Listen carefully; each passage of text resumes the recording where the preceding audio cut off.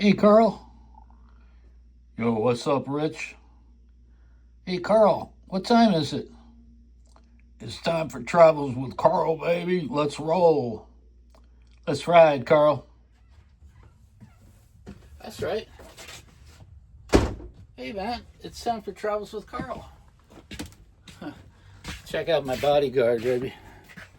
Yeah, she's a badass. Yeah, that's Wonder Woman. One of them. Oh, boy. I got my History of Art shirt on today. How do you like that? There we go. Warhol. Of course. There's Vinny. Oh, shit. There's Van Gogh right there, baby. Yeah, well, welcome aboard. Episode 40. No shit. And today's sponsor is Topo Chico Sabores. Raspberry with lemon flavored sparkling water. Right there, looking at you, baby. This is the real shit right here. And thank you, Topo Chico.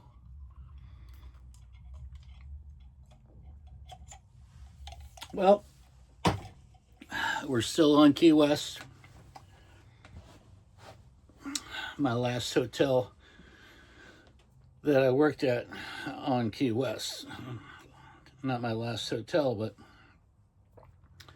my last hotel on the big KW. And, well, it was a good one. I don't know if I even asked you if you've ever been to Key West, but it's a 2x4 mile island. And it's just packed with history from Hemingway to Jimmy Buffett. I mean, and everything in between. Hunter Thompson. You name it, it happened. It seceded from the nation. It became the Conch Republic. I think I did mention that. But anyway, welcome back to Travels with Carl. If you're new to the channel, Travels with Carl is a metaphor for traveling. Well, this is Carl. Carl's a 31-foot Alumilite motorhome. And it's about me and Carl. It's mostly about me. Sorry, Carl. But it's mostly about me and travels. But the metaphor is it's really about the traveling that we're doing is through my life as an artist. Not so much geographical travel, although that is involved. Because I've lived in 12 states and visited 47 of them. But here it is. That's what she looks like. Now, this is just a photograph. I won't lie to you. I haven't done the painting yet, but I ripped this photo off the internet. That's the front door of the Ocean Key Resort. Its address is 0 Duval Street, Key West, Florida. And it now has 100 rooms after the renovation. It got renovated after I left. It was really nice when I was there, but I love the front porch. I love any hotel that's got a good front porch. Okay, that's because you want to hang out at the hotel, and it has a great lobby too. So if it's not nice outside, you can hang out in the lobby, and you see how many windows that lobby has. Okay, it's a lot of light in there. It's a great place. You can sit, have a snack, or read or something. But that's where all the action happens for the bellman up front here, because we didn't have a doorman. But unlike the Hyatt, we had 3 or 4 bellmen on at a time.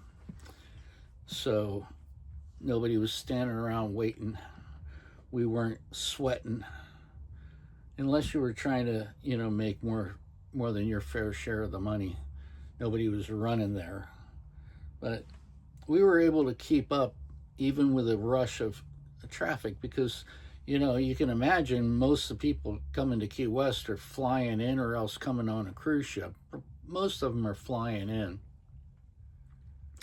Some people drive down, especially local people I call them locals from Miami, or in the upper Keys.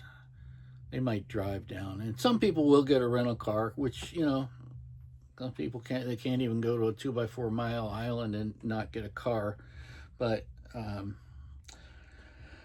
had some good times at that hotel. I will not lie to you. It was right in the action. And Duval Street is the main drag. It's like 14 blocks long, and it goes from the Gulf there to the other side of the island, um, up to 14 blocks. And the gallery that I mentioned that I showed in Guildhall Gallery, it was 714 Duval Street. So it was kind of like right in the middle. But this is at the very end of Duval Street, which is also really cool because right behind the hotel was a huge old pier slash square called Mallory Square.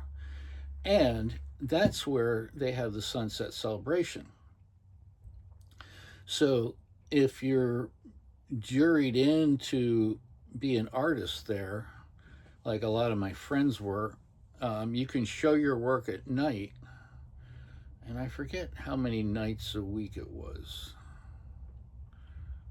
But anyway, I don't think it was every night, but it was a lot of nights. I'm going to have to look into that. But Dominic the Catman was an original, and he has a bunch of trained cats, kind of like circus cats, only they're regular house cats, but they jump through flaming hoops and do all kinds of walk on tight ropes and climb up ladders and do all kinds of cool stuff. And he's hilarious. And there's people like me, fine artists, that are showing their work, trying to make some money.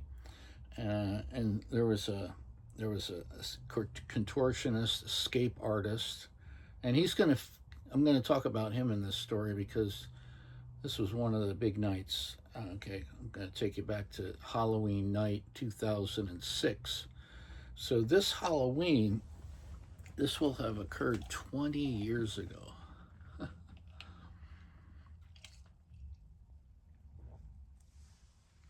And we're only up to job number 40. And I've only got 12 left to go.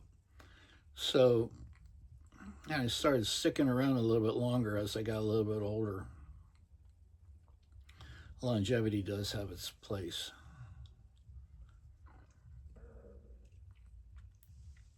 Man, that's a tasty beverage.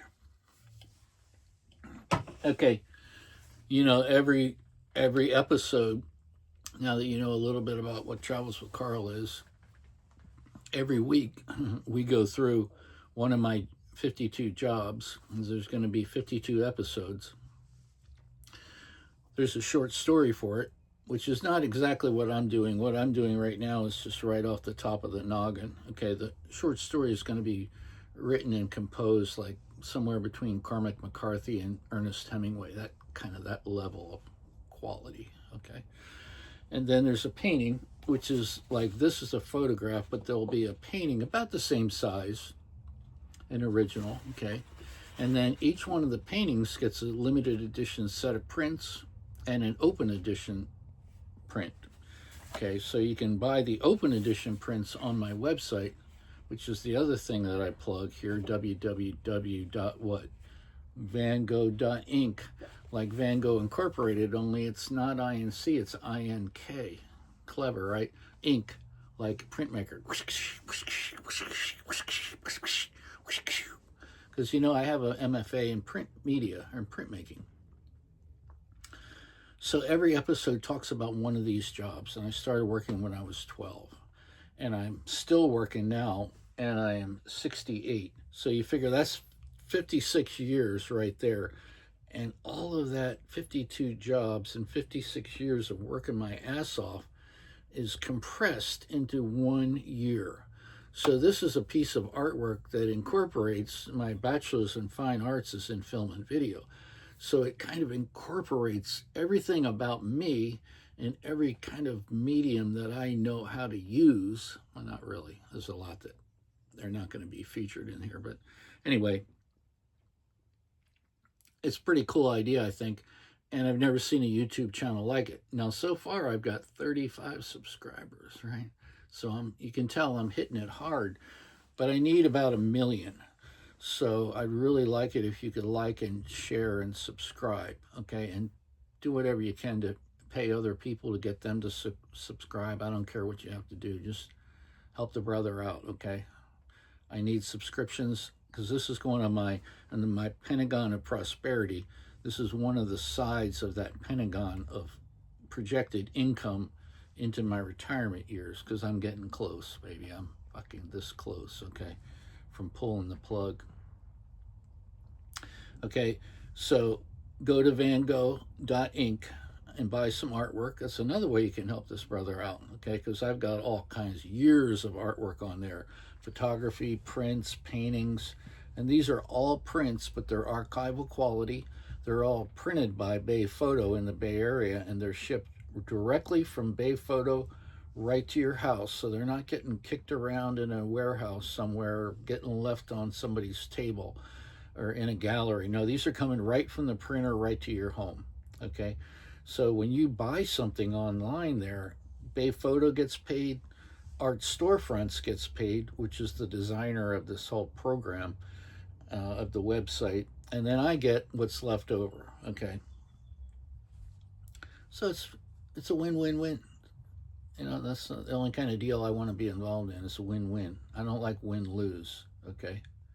Win-lose sucks, because somebody's a loser, okay? Nobody wants to be a loser, baby. Nobody. Okay? So I've plugged my website. I plugged Travels with Carl, and now I have to plug my book, Amendment, the number 21, the dash symbol, and the letter A, okay? So if you go to Amazon, you can buy this book, and it'll only set you back $20. You can also get a Kindle for like, I don't know, like $5 or something.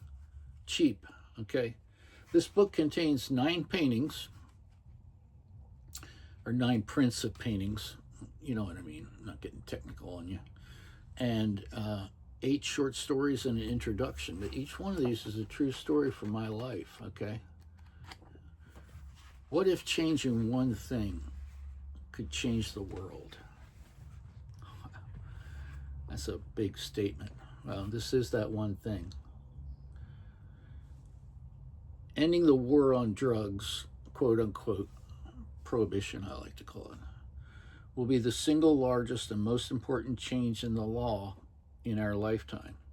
It will positively change the city you live in, the country you live in, and the world that we all live in. It's hard to even wrap your mind around the changes this will bring about until you read this book. I think about all the unnecessary pain and suffering this war brought to us all, and I'm just glad I was able to stop it.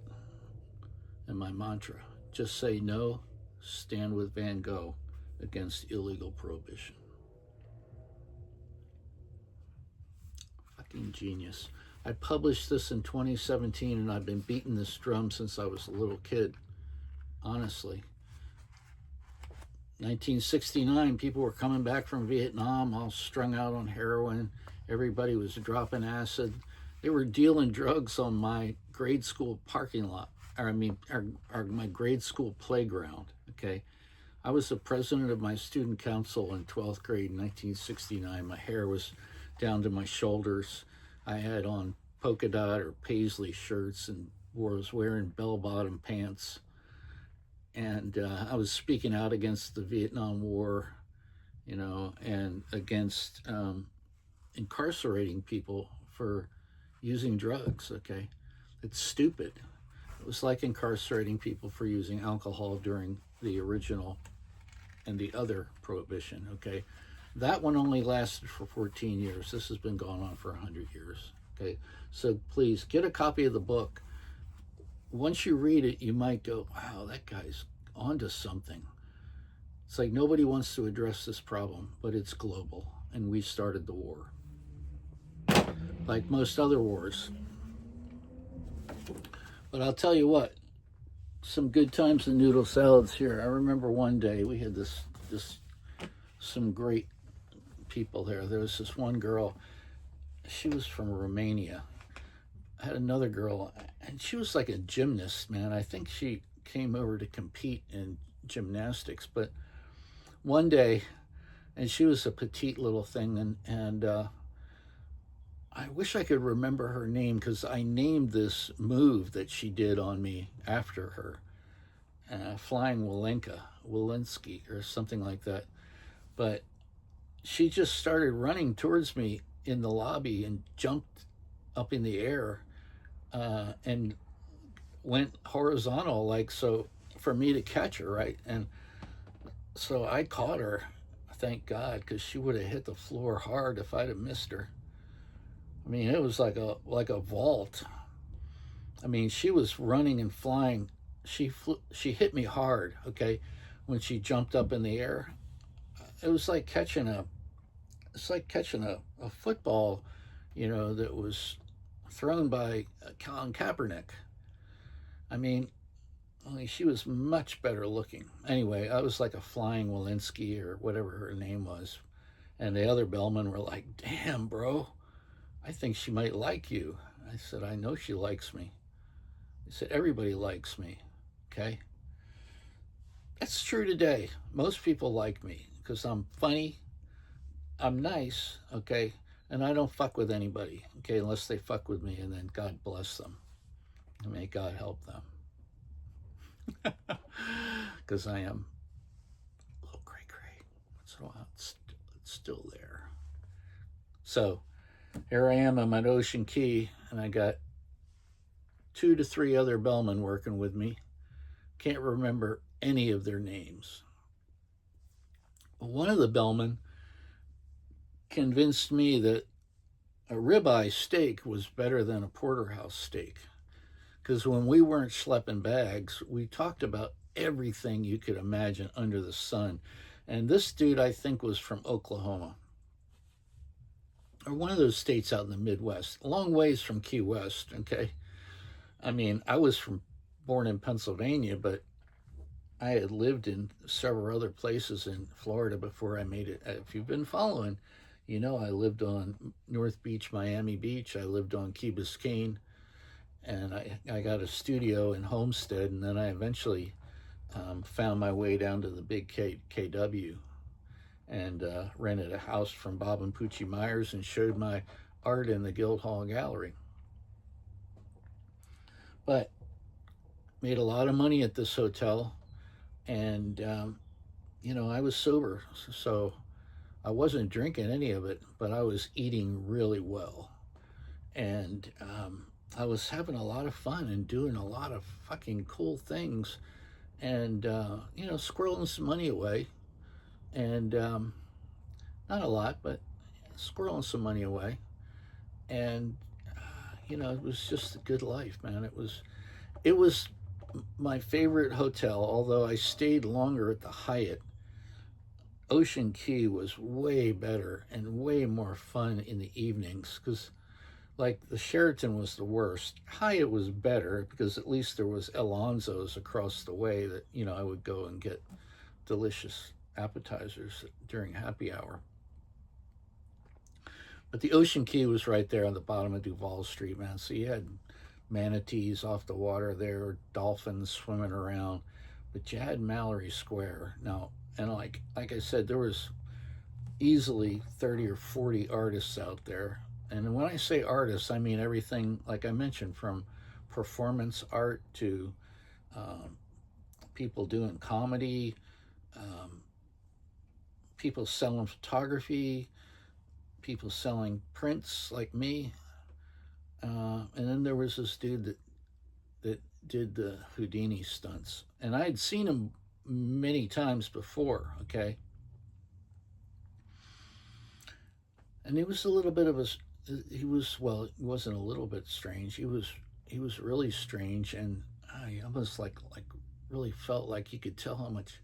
It looked like he was in a lot of pain because he would get out of straitjackets and handcuffs and all kinds of stuff. And I remember seeing him once with my father. It was in Florida, and I think my sister was there at this.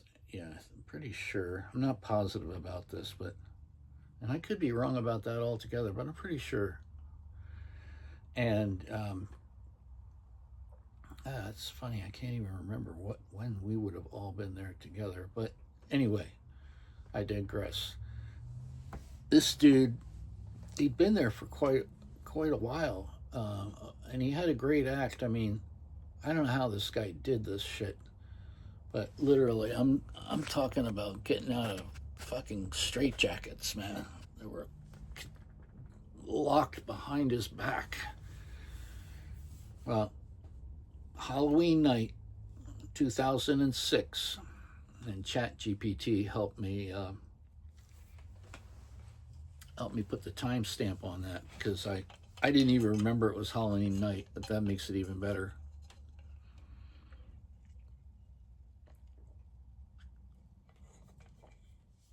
And I saw this happen, okay? So he's all straight jacketed up, he's got handcuffs on top of it. Now, Mallory Square, like I said, it's an old pier, right? And so we're all lined up along the pier. The water's on this side, and there's a huge open space this direction, like you would expect on a big pier, so they could move like forklifts around and stuff like that back in the day. This guy starts backing up towards the water, and he goes, "How many people want to see me do a backflip into the water?" And the crowd just went nuts. We're like, "Yeah, do it. Do it, bro. Yes, do it." And he did like a bounce like they do on a diving board. You know, like bang, bang, like people that are getting ready to do a high dive. He bounces up and down like 3 times and does a motherfucking backflip right into the water, goes right underwater. Nothing left but a bunch of air bubbles coming up, okay? The crowd just gasped, like, "Whoa, did you see that?" Everybody's looking at each other like, "What the fuck?" Because I never seen this guy leave the pier. Okay, he's done some amazing shit, but I never seen him jump into the water. This is over the top. Okay. Now people are getting ready to thinking about jumping into the water because he's not coming up. Okay. A few seconds goes by and it turns into 30 seconds. You know, I don't know how long you can hold your breath for, but I mean, the pearl divers could hold their breath for a few minutes. That's pushing it though. Okay. A little time goes by and he's not coming up. Now some people are actually jumping into the water. Okay. Now people have called 911 and rescue boats are coming over to the area with rescue divers. Okay.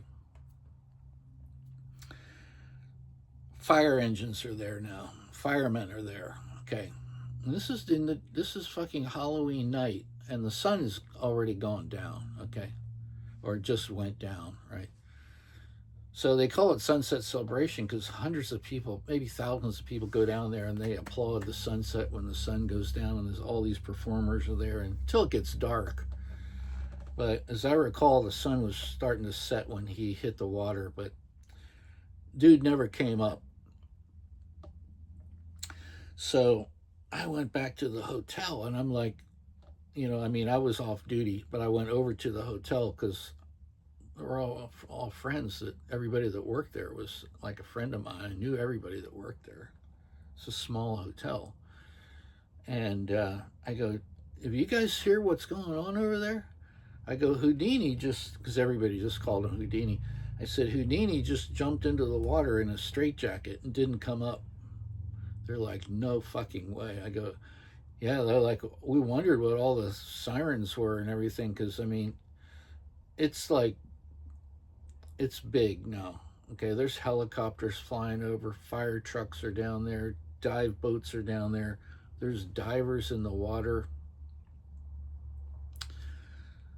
So my theory is that he had this really well planned out, and there was either a set of tanks down there, and he had a really good close by place that he'd practiced um, kicking around to, because like I said, he couldn't use his arms, so he only had his feet to propel him unless there was another person in the water. Okay, there was a couple scenarios that I in hindsight, he never disclosed what he did. Okay, because I'm skipping ahead now, but nobody ever knows how he did this. Because so anyway, now it's, hours have gone by and nobody's seen this guy, and the diver's coming up empty-handed, and you know everybody's like, what the fuck, did we just witness somebody commit suicide, or what the fuck, or did somebody die doing magic,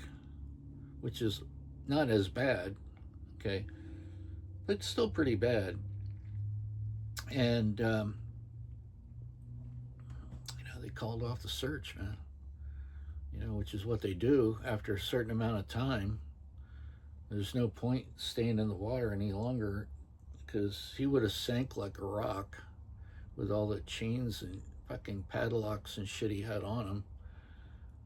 Or, like I said, he made a smooth, quick getaway, either by himself or with another person. Like I said, in either case, it was very well planned out.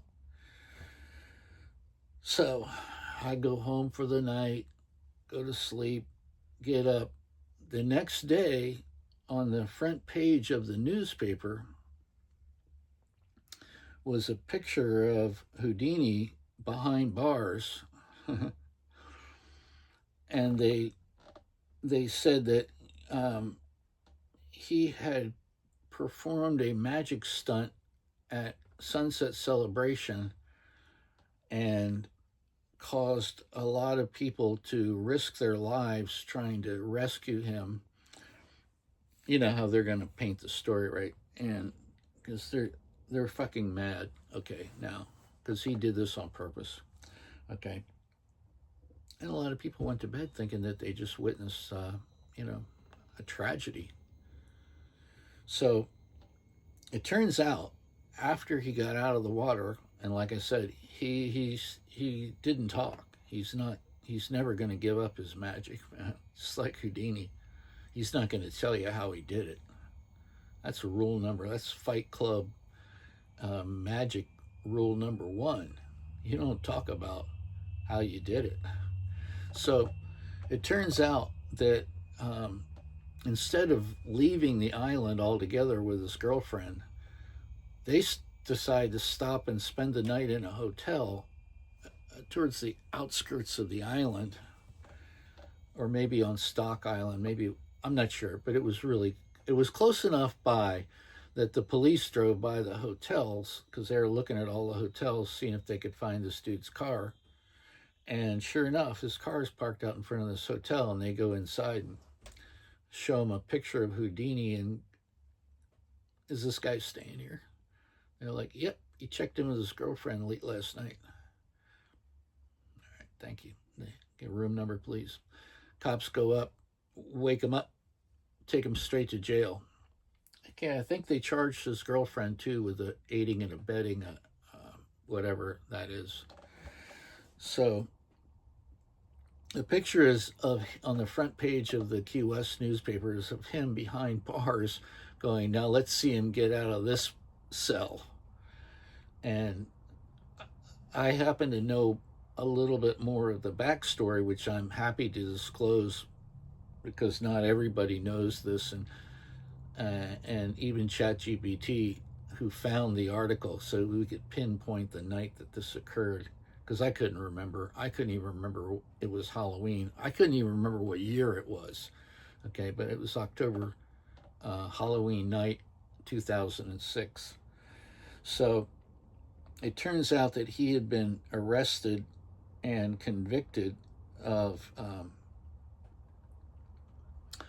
heroin, possession of heroin, and sale of heroin. Okay. And he was awaiting sentencing, but he was out on bail. Because, like I said, it's an island, and he was a nonviolent person, whatever. And Key West, like I said, they're not. He was out on bail, and he was staging his own death. Okay, because he was hoping was that the morning they were going to check out of the hotel. Like I said, fucking not. If he'd have driven to Miami, and disappeared the way you need to disappear, because disappearing ain't that easy, and you're sure not going to disappear if you don't even leave the fucking island, okay? But I'd say he gave it a half-ass attempt of staging his own death so he didn't have to go to trial. I want to end it right there, baby.